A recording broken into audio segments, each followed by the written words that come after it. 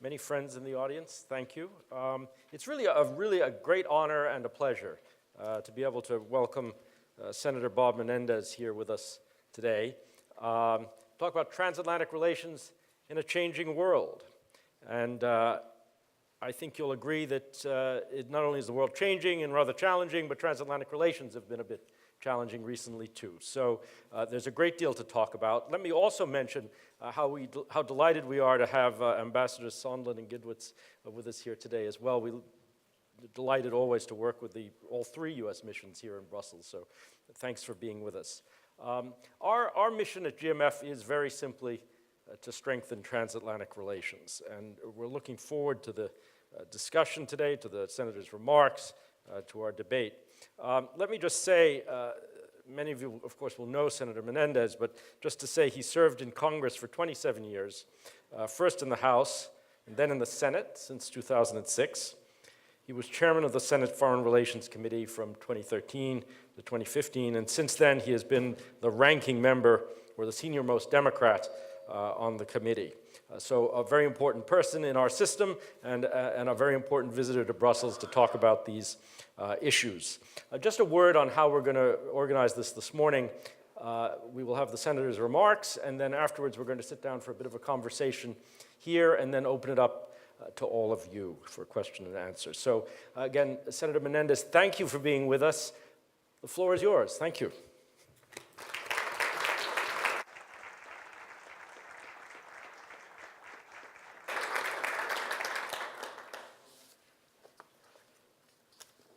Well, Ian, thank you for that kind introduction. I'm honored to be here at the German Marshall Fund, a key pillar of the transatlantic relationship, a manifestation of historical commitment that binds our continents, and your power of convocation combined with sensible policy recommendations for those on both sides of the Atlantic have made GMF a truly indispensable organization.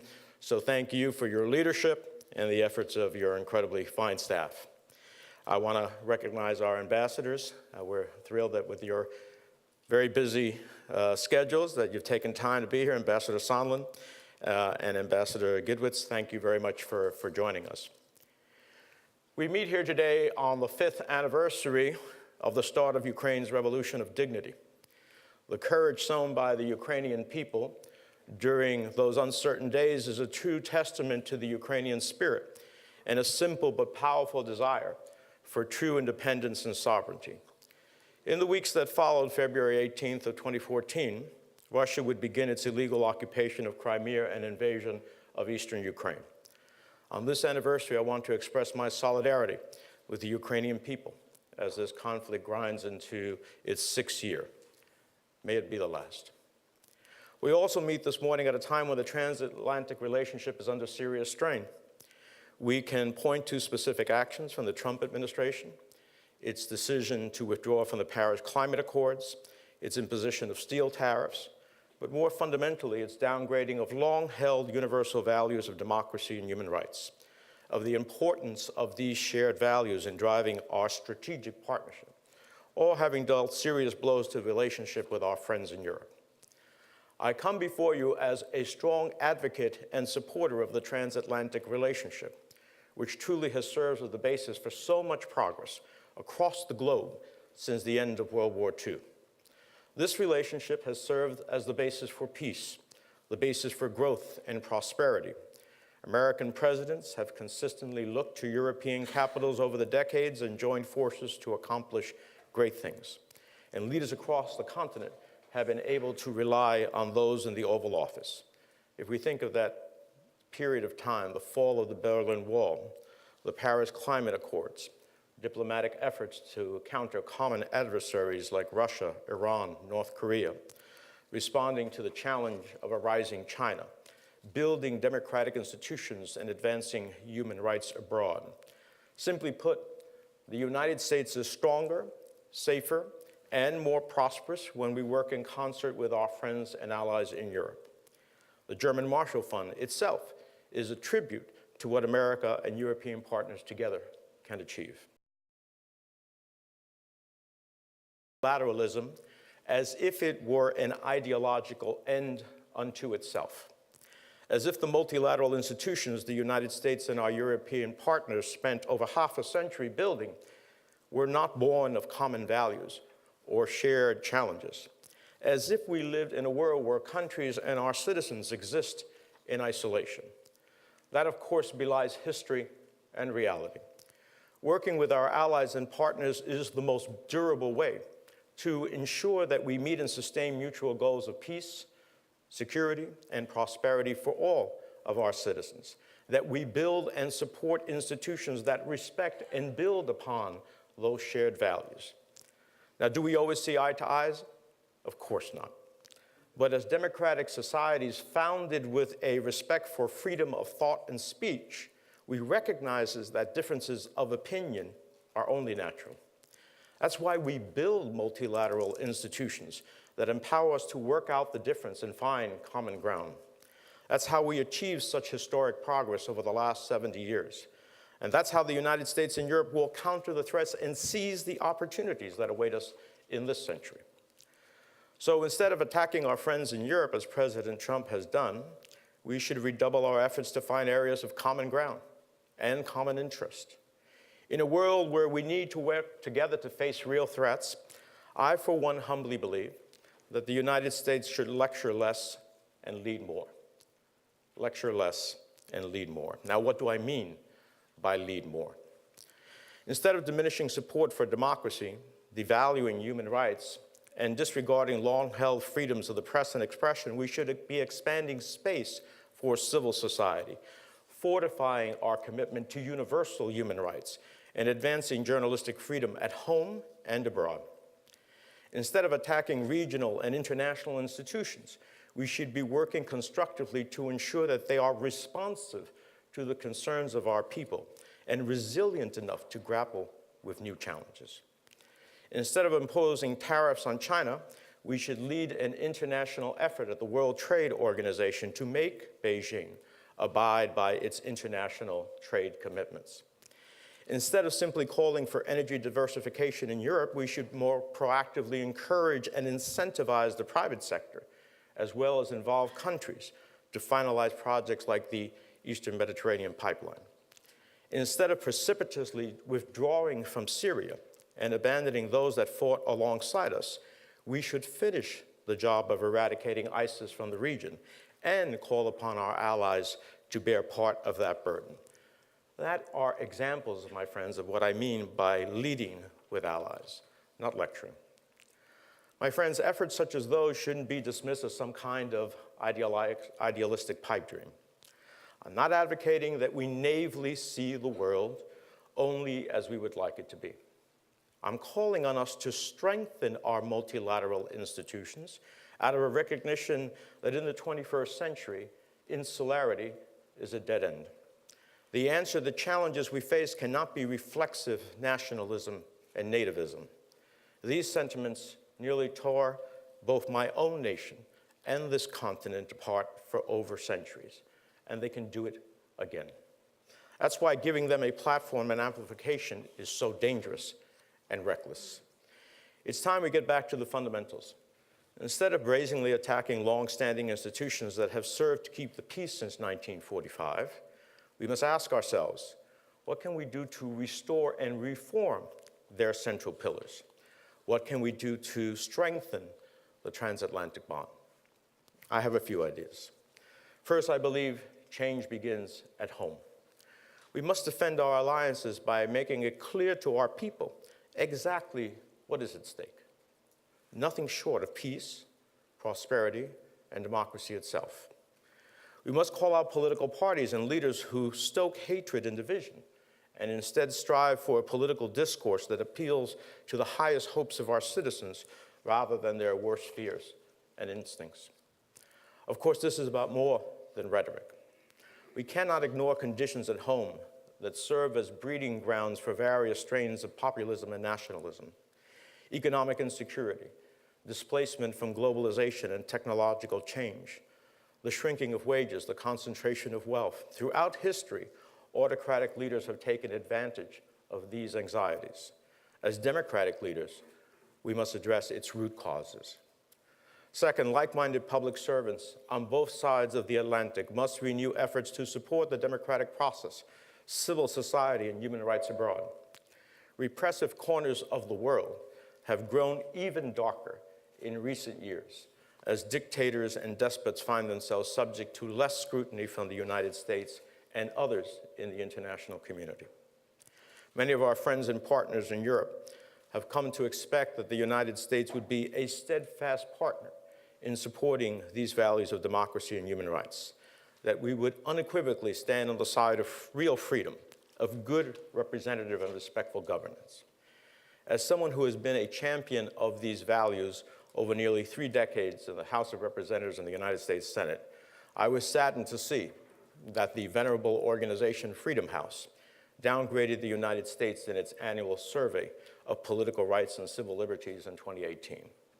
We cannot champion these values abroad without a strong democratic foundation at home. While this administration has not prioritized support for democracy and human rights, we must not lose heart, and we must not lose focus. And we must not become unmoored from the principles articulated in the Universal Declaration of Human Rights and the 1975 Helsinki Accords. These fundamental principles matter now more than ever. And I want to be clear and unequivocal. On this issue, the administration does not speak for and does not represent all Americans, or even most Americans. Third, we must consistently act in support of NATO. That means that all political leaders in the United States, including the president, should never waver from a robust and rock-solid commitment to the alliance. But it also means that each member state must spend 2% of GDP on defense in line with commitments made at the 2015 Wales Summit. Fourth, and in a more practical sense, the dialogue between the United States and Europe at all levels must deepen. Every bond requires nurturing, and that cannot only be the work of government officials. We need engagement not just between heads of states, but also from legislature to legislature, political party to political party, civil society to civil society, business to business, and citizens to citizen. There are countless areas where we share common ground, but today I'd like to just highlight 3 countries where our common efforts could significantly contribute to peace and stability. Those countries are Iran, Russia, and China. First, Iran. I understand that there is broad opposition in Europe to the administration's decision to withdraw from the JCPOA. And while I did not support the JCPOA when it came up for a vote in Congress because the agreement delayed, it did not end Iran's pathway to a nuclear weapon, I was concerned that the administration did not have a comprehensive strategy to deal with Iran when it pulled out of the deal, one that should have included our allies here in Europe. And while we may disagree about the best pathway forward to confront Iran's nuclear ambitions, we should be able to agree that we must confront Iran's destabilizing behavior across the Middle East, its ballistic missile program, its funding and support of terrorism, its violation of human rights. I appreciate that Iran's support for terrorism presents a more acute threat across Europe. Its destabilizing actions across the Middle East have a much more significant reverberation here on this continent. For example, the IRGC's support for Assad fueled the war in Syria, sparking the worst migration crisis in Europe since World War II. Hundreds of thousands are dead in Syria as a result. Millions have been displaced, causing a serious migration crisis in Europe, one that Russia is only too quick to capitalize on. Hezbollah's power to inflict terror across the region has grown exponentially. The Iranian government is complicit in some of the most egregious human rights violations in the world, most notably against its own people. According to nearly every independent human rights advocacy organization, the Iranian government continues to crack down on freedoms of expression and association, jailing hundreds of journalists, students, writers, and average people who took to the streets to protest the gross mismanagement of the Iranian economy. Iran has detained American dual nationals on spurious charges. But as you all know, of course, their ambitions extend well into this continent. I believe the EU's decision to sanction members of Iranian intelligence who were responsible for the assassination of two Dutch nationals in 2015 and 2017, was an important step. France has rightly called out plots to bomb a rally of Iranian opposition members in October of last year. And Albania recently took important steps in expelling Russian diplomats for their ties to foil, Iranian diplomats for their ties to foiled terror plots, and the list goes on. Iran continues to violate UN arms embargoes, putting weapons into the hands of terrorists and rogue actors across the Middle East. Iran's ballistic missile program should remain an enormous concern for the world, especially here in Europe, given the range of those deadly weapons. Iran's leaders continue to publicly insist they will test missiles beyond the current 2,000-kilometer limit, missiles that could hit continental Europe. We know that Iran's Sajal missile is capable of hitting EU member states in southeastern Europe. Germany, the United Kingdom, and France said that the missiles launched by Iran into Syria on October 1st of last year were reportedly, quote, inherently capable of delivering nuclear weapons. As we all know, UN Security Council 2231 called upon Iran not to undertake these activities. And this month's attempted space launch by Iran is just another wake-up call for all of us. So we know that Iran's nuclear program is ultimately the central threat, but ignoring more conventional threats to our security could come at a great cost, one that we should not be willing to pay. We must continue working together to confront Iran's destabilizing activities. Second, the United States and our European allies must do more to robustly counter aggression by the Russian Federation. Make no mistake, I was heartened to see overwhelming international solidarity in the response to the Skripal attack in the United Kingdom. And I hope this will serve as a basis for renewed solidarity in addressing Kremlin aggression across the board. I've continued to press the Trump administration to work with our European partners to re-energize our common front against Kremlin aggression. Russia's attack in the Kerch Strait was nearly 3 months ago, yet there's been no significant international response. Every time Putin's actions go unanswered, I fear that we set the stage for more aggression, more attacks. As we meet here today, 24 Ukrainian sailors remain in a Russian jail with no end in sight. That's simply unacceptable. Russia's aggression also continues in eastern Ukraine. As we speak, the Kremlin is working to destabilize Ukrainian politics in advance of next month's presidential elections. And Russian influence operations and malign efforts could destabilize upcoming European Parliament elections this year. I think we all understand the threat, but instead of moving forward with robust joint responses to Kremlin aggression, the US and Europe are unfortunately spending more time and energy cleaning up messes after high-level summits and presidential visits. With no real transatlantic strategy in place, we remain flat-footed while President Putin charges ahead. Last week, Senator Lindsey Graham and I introduced legislation that would strategically position the United States to better counter Kremlin aggression. The Defending America's Security from Kremlin Aggression Act, or DASK as it's known, would improve our ability to coordinate with Europe on the Russia challenge, invest in democratic institutions in countries most vulnerable to Kremlin aggression, and increase transparency with respect to real estate sales in the United States that we know is a go-to strategy for oligarchs looking to launder money. This bill also includes provisions that would increase sanctions pressure on Russia. The bill increases sanctions on Russian oligarchs complicit in the spread of Russian malign actions, and includes measures that would increase sanctions on Russia's energy and financial sectors in response to Russian interference in democracies and continued aggression in Ukraine. The bill has specific sanctions on the Russian shipbuilding sector to the extent that Russia continues to interfere with freedom of navigation in the Kerch Strait or elsewhere, and on those complicit in the November attack at the Sea of Azov. We have seen President Trump question the NATO alliance both publicly and privately over the past 2 years, and we know that destroying the Transatlantic alliance remains at the top of Putin's wish list.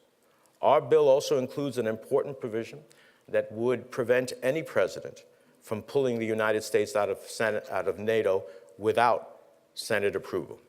A Senate vote was required to get us into the North Atlantic Treaty. It should also be required on any attempt to get us out. President Trump has made clear his skepticism of NATO, a sentiment the Senate has strongly and in a bipartisan way unanimously rejected on several occasions over the past year. NATO is the strongest military alliance in the history of the world, and it should remain so. I know that there are different views in Europe as to whether new sanctions should be imposed on the Kremlin. I only ask that we review the facts as to whether there is a need. The attack on the 2016 US election, the use of chemical weapons in the United Kingdom, continued attacks in eastern Ukraine, aggression abroad and repression at home, support for nationalist fringe movements, support for Bashar al-Assad's bloodbath in Syria, which fueled the incredible migrant crisis here in Europe, Russian cyber attacks across Europe and interference in the French elections, the threat of interference in the upcoming European parliamentary elections, the violations of international law on the high seas with respect to the Kerch Strait, the violation of the INF Treaty, which is purely, squarely on Russia. Moscow will continue to push until it meets genuine resistance. Now, our collective sanctions measures taken to date, while commendable, have failed to change Kremlin behavior because they have not succeeded in changing the Kremlin's calculus.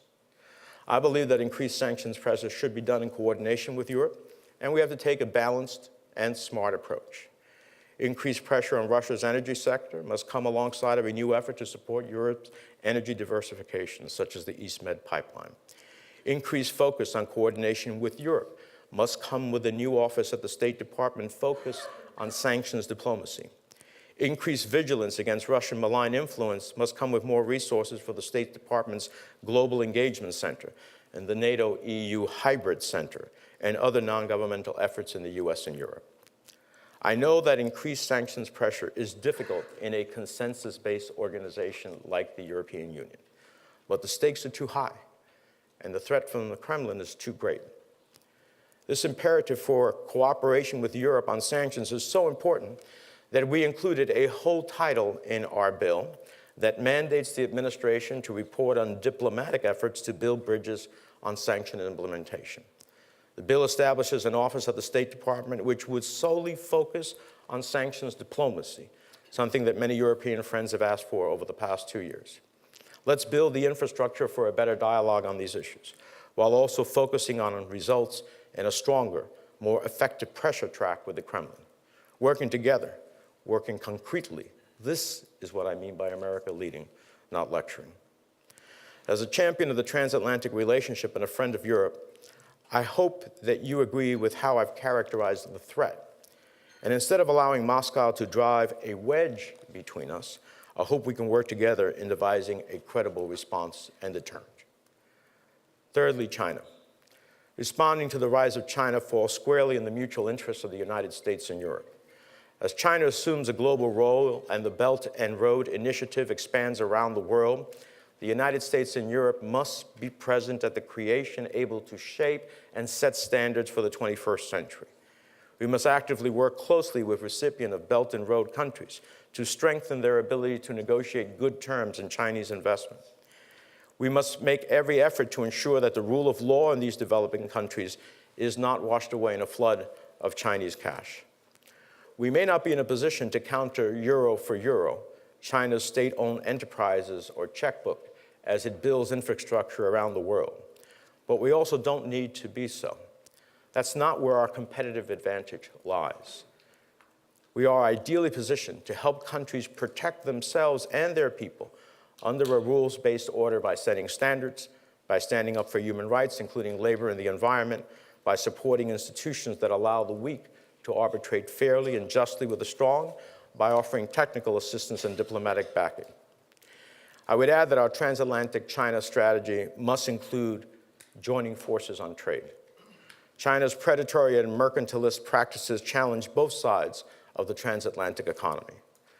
Unfortunately, the Trump administration has not made addressing these challenges easy. We spend too much time fighting over tariffs between us than working together on a China strategy that would benefit both of us. Our combined economies are a force to be reckoned with. Our best hope at negotiating fair trade practices with China and establishing the rules of the road for global commerce in this century and beyond is to work together. But as we work together in this regard, we need to carefully navigate these economic issues with China. What may seem like regular economic transactions can have serious security implications. For example, the increasing prevalence of Huawei and other Chinese technologies in the European market is of growing concern, and akin to entering into a deal with the Chinese military is your partner. By moving forward with these deals, Europe runs the risk of endangering its telecoms infrastructure for years to come. Chinese investments in ports is another example. While these ports may be commercially desirable, can they be relied upon at times of national emergency when the movement of goods, of military vessels, and military supplies becomes critical? As we look to address these issues, lecturing European or other allies and partners about the dangers of relying on Huawei and Chinese technology for 5G only goes so far if we do not have an alternative for that architecture. If we want to be competitive with China and not just confrontational, it needs to start with serious investments at home in the cutting-edge technologies of tomorrow. Just being confrontational for the sake of being confrontational is not a good strategy. It's attitude, not policy. Being serious about the resources that it takes to compete so that we can continue to work together to develop a world that reflects our values, open to all, that is what successful strategy is all about.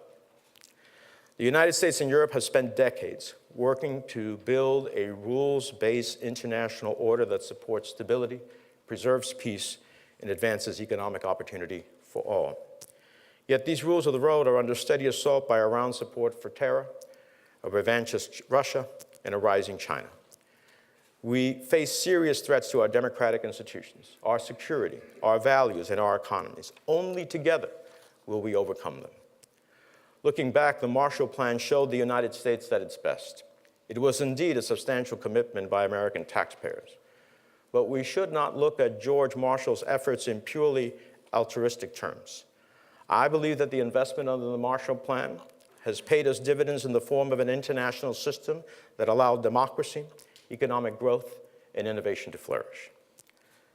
President Trump may not understand this concept, but it has been a great return on investment.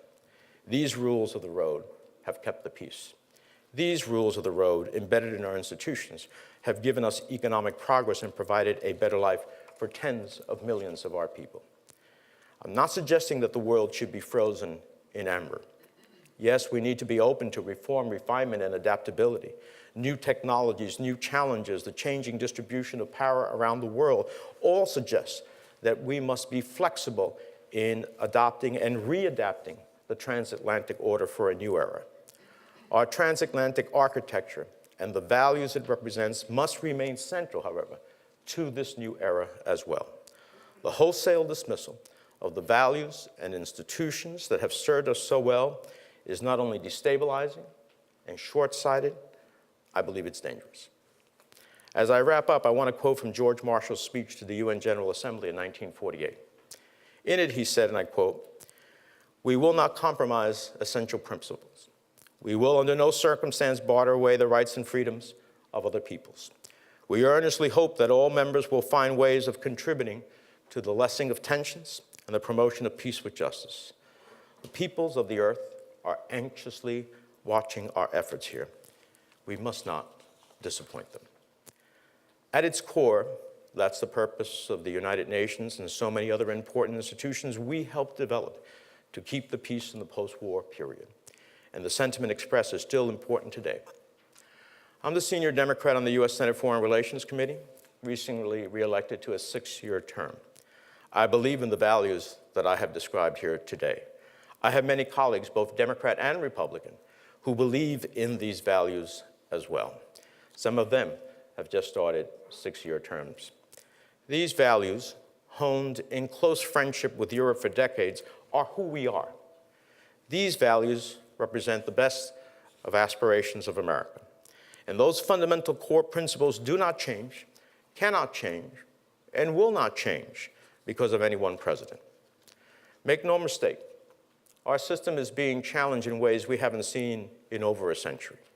But people of good faith have a significant say in our system and in the course of events.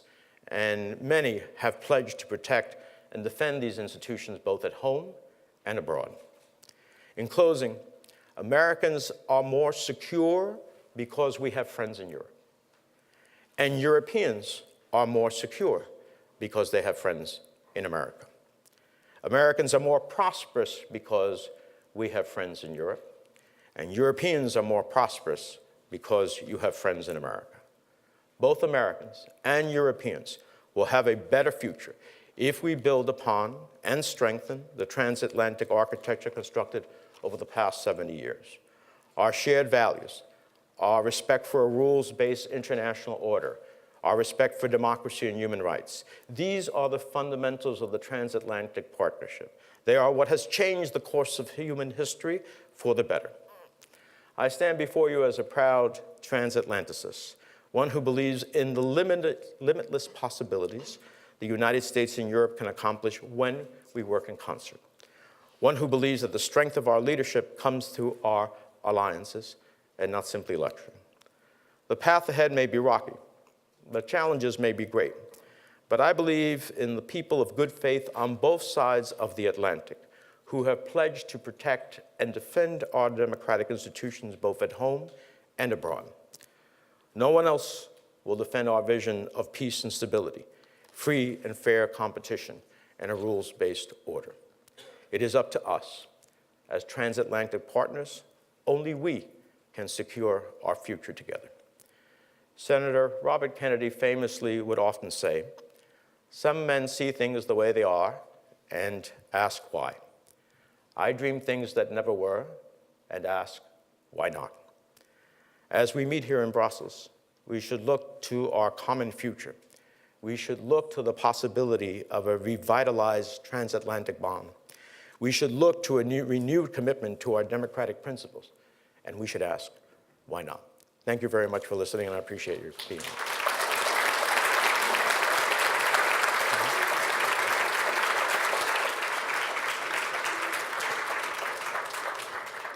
Senator, I'm told this sounds better if you sit there. So. Senator, thank you very much indeed for that very wide-ranging, very comprehensive discussion of not just transatlantic relations today, but also many challenges we're facing in the world. So we thank you for that.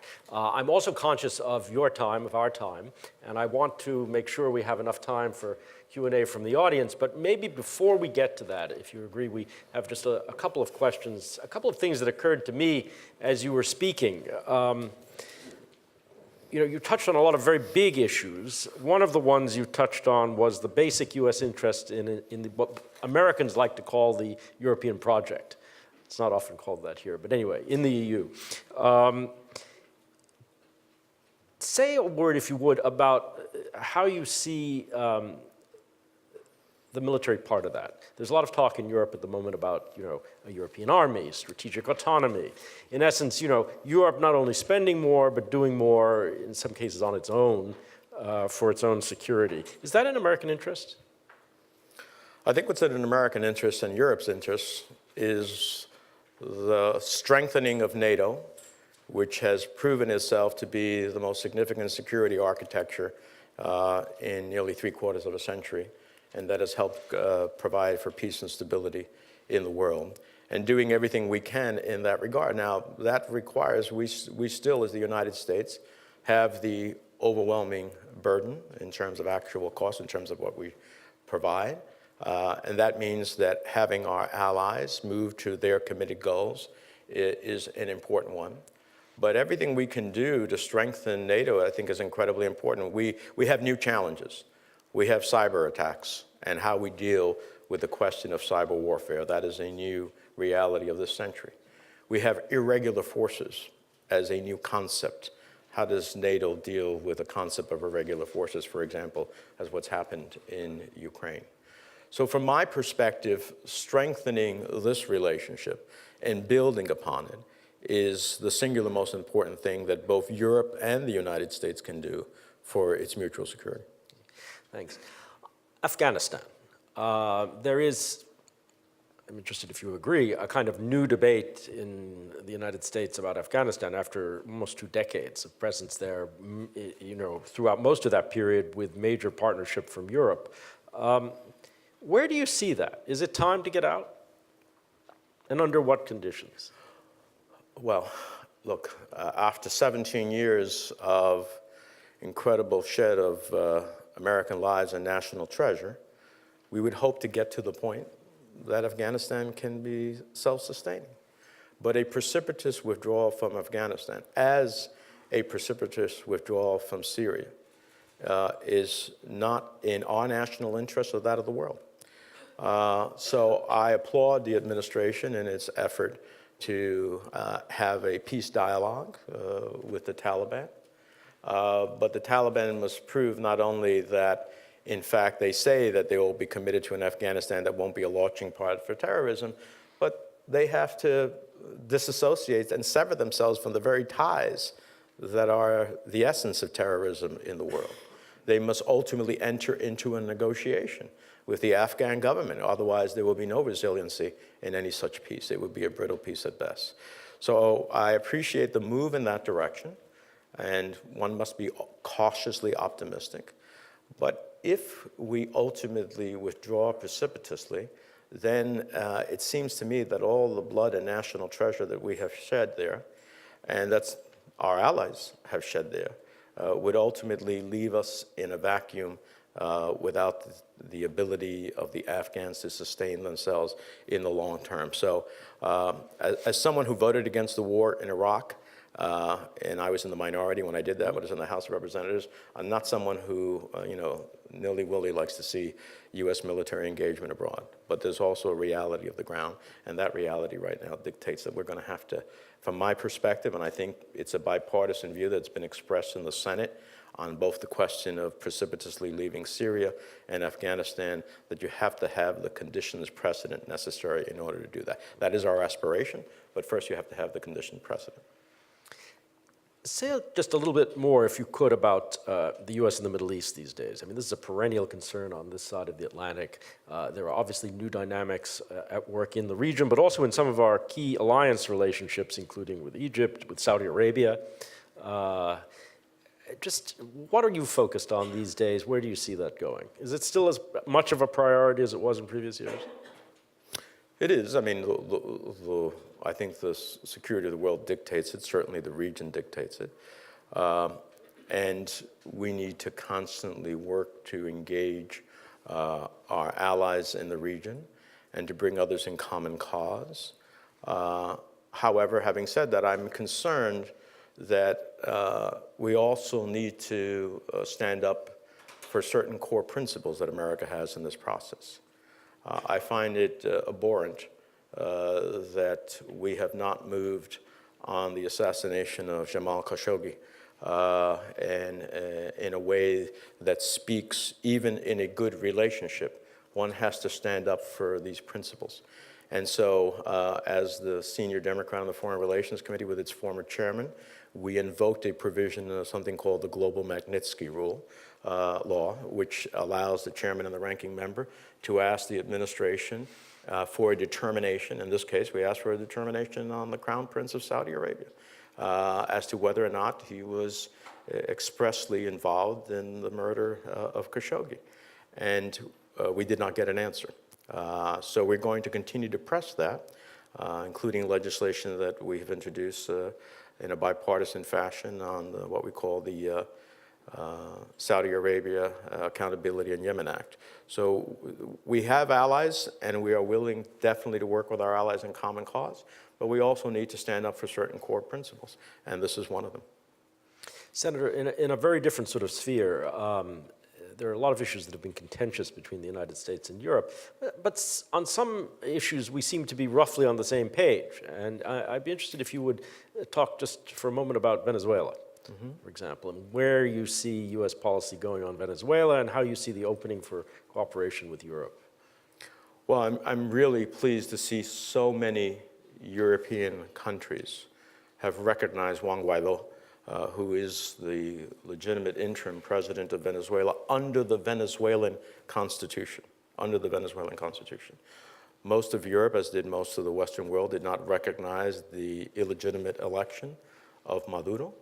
There is a vacancy, therefore, under the constitution of Venezuela, and that is the president of the National Assembly, Juan Guaido, who is committed. I've spoken to President Guaido, and he is committed to holding elections as soon as possible once they are able to fully move forward in terms of a national government. So I'm glad to see that in this respect, I applaud the administration. They have led on this regard. They have brought people in common cause. And I think it's incredibly important. It is a shame that the malnutrition, the suffering, the arrests, the killings that have taken place by the Maduro regime in a Latin American nation that should be one of the wealthiest and the standard of living for its people should be high, is what it is today. And so the world coming together in a diplomatic effort for a peaceful transition, I think, is an incredibly important moment in the Western Hemisphere and for the world as well. Okay, now I want to be sure we save some time to go out to all of you here, but you'll allow me just perhaps one final question to you directly, which is, in all of this, is there an area where you think, or areas where you think the Trump administration has basically gotten it right? Well, just mentioned Venezuela. I think they've gotten it right. That's one. I think very often the administration analyzes the challenge correctly, but then doesn't have a strategic plan to actually pursue successfully meeting the challenge. And very often does not appreciate the role of allies and bringing allies together and in common cause to achieve these goals. And so I think they very often analyze the challenge as well. Look, China has unfair trading practices. It has forced technology transfers. It violates intellectual property rights, which we lead in the world, and so many other things. So it has recognized that those are challenges. How it deals with the challenge is often the problem. Okay. So, please, opened up to all of you. A few hands, I can see. Right, just on the aisle right here, if I could. We have a microphone, I think, that's coming around. And Brooks, go ahead. And do tell us who you are and where you're from as well. Yes, of course. Brooks Tigner, Jane's Defense Weekly. Just one question, if I may. I wonder, Senator, what you think the real level of support for NATO among your younger colleagues, whether Democrat or Republican, whether Senate or the House really is. And regardless of which president or party is in power in the future, do you see that level of support remaining stable or declining due just to the sheer passage of time and generations? Thank you. So you're calling me old, in other words, when I'm younger? We're about the same age. All right. I want to know I think what we're the young. I personally think we're young, but anyway. Young, Look, I think that the answer to that question is best, we had a new wave of elections. We have a lot of new, dynamic, younger members in the House of Representatives. There was a recent vote on the House of Representatives related to NATO. I think if I recall correctly, the vote was over 350 in favor, and the balance or so, about 435 opposed. Now, for those of you who have been watching American government and politics, it's rare for us to get 355 votes on something in the House of Representatives, where I served in before, out of 435. And so that is a foundational support that is transgenerational as it relates to NATO. And I find that also in the Senate. I think we've had a vote recently as an expression of support of NATO, and I think, if I'm not mistaken, that might have been 98-2 or something like that, if not near unanimous. So I think that there is I think the American people appreciate the importance of NATO in this relationship. So I think that support is deep and it's broad. Okay, right. Lady just in the front here, please.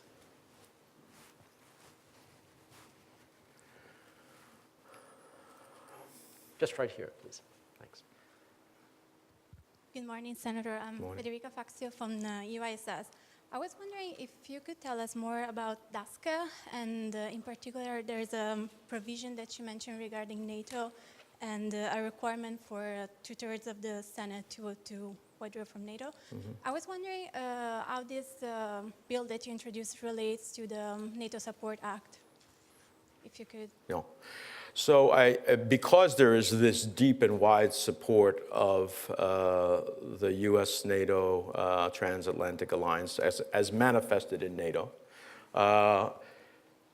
we believe that as a clear statement to the world that since the United States entered into NATO through ratification of the United States Senate, that regardless of who is in office at any given time, whatever the course of events are as the world unfolds in the days ahead, that a vote of the United States Senate should be necessary to withdraw from NATO. And that, I think, sends a rock-solid understanding.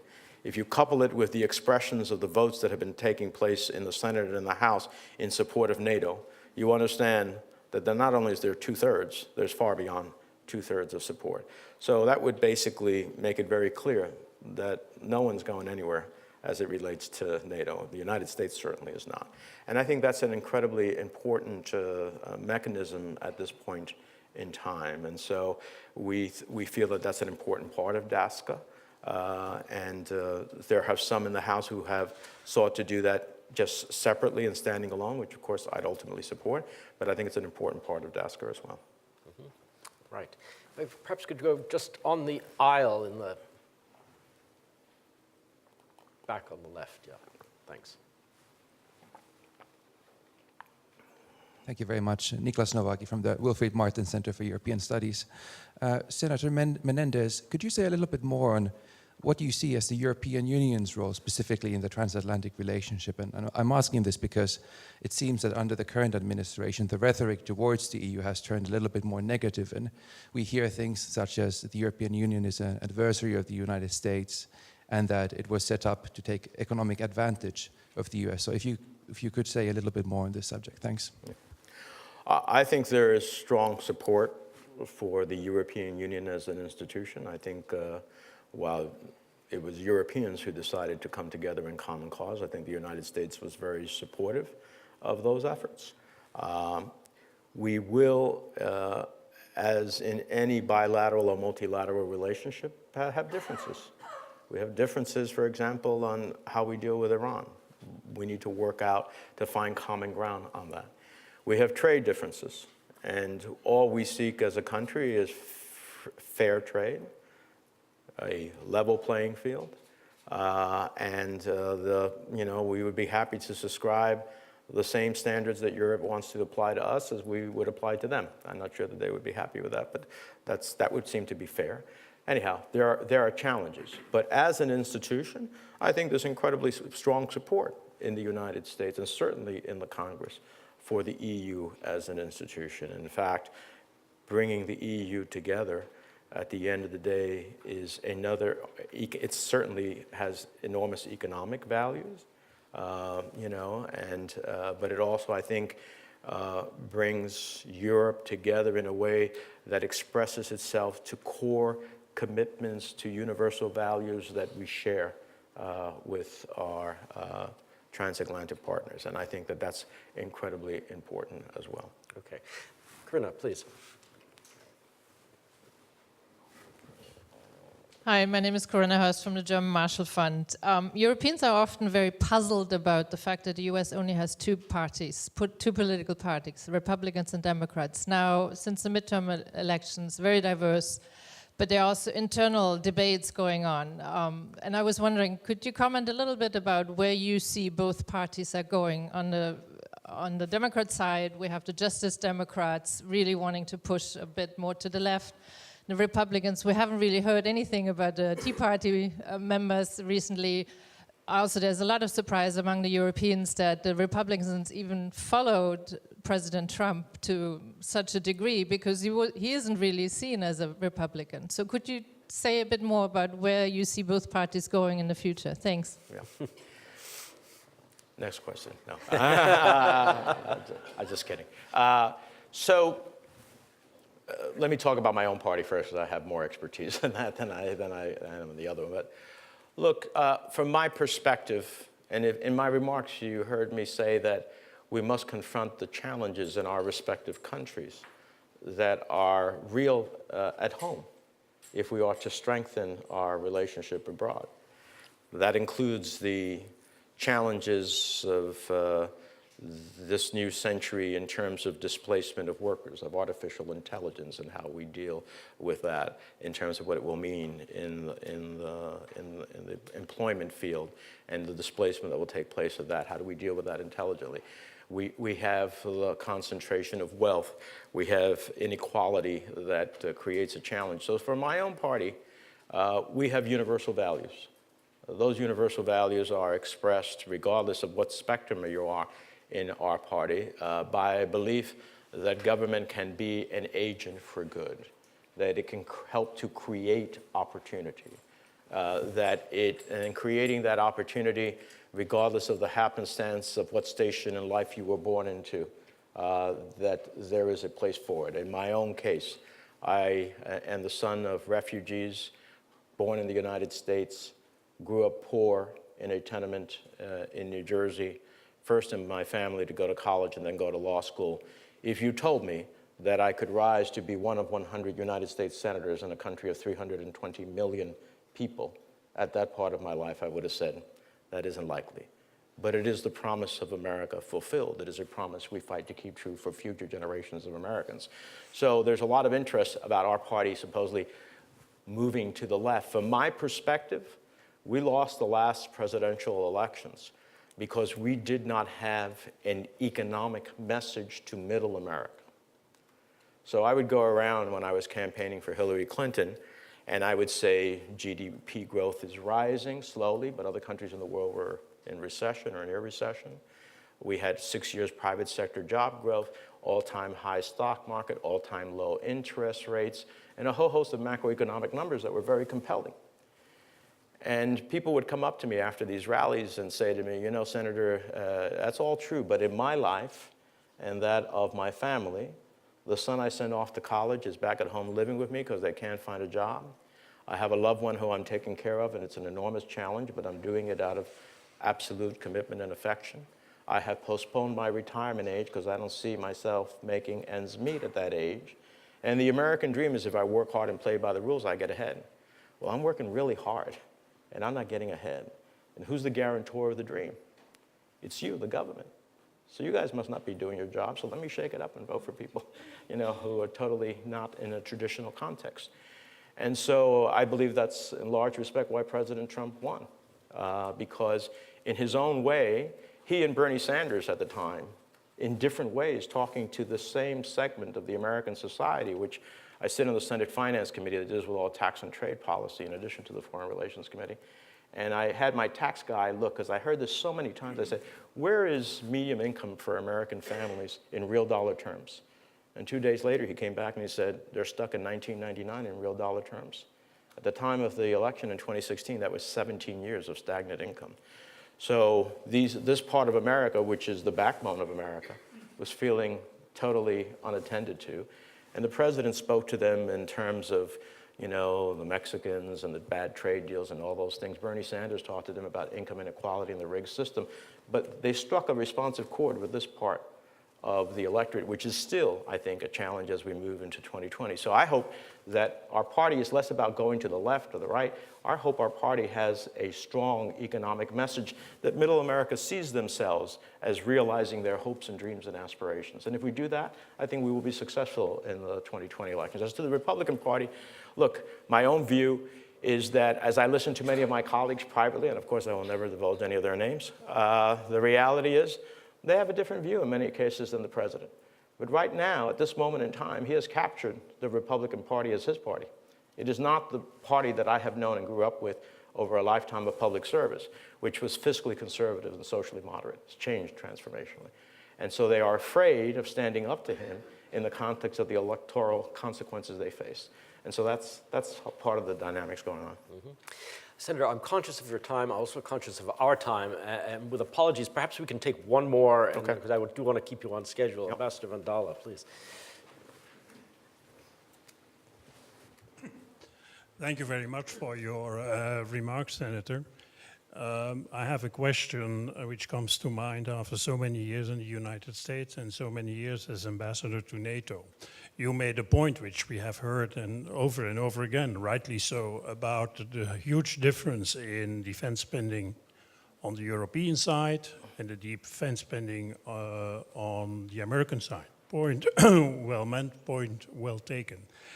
But over all these years, when I try to develop two additional arguments saying that we should bring into the equation the way we have exported stability to the other half of the continent, what we are doing in Africa, for instance, then I didn't have much of an audience.